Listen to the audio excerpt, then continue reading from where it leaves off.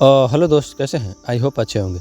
दोस्तों, आप देख रहे हैं सपोर्ट भोजपुरी यूट्यूब चैनल और सपोर्ट भोजपुरी में आप सभी को एक बार फिर स्वागत है।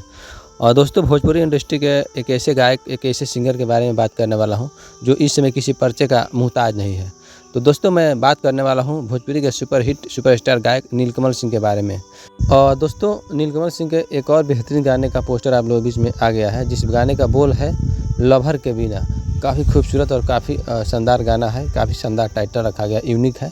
और दोस्तों, इस गाने को लिखे हैं मुकेश मिश्रा और म्यूजिक दिए हैं विक्की बॉक्स का म्यूजिक है।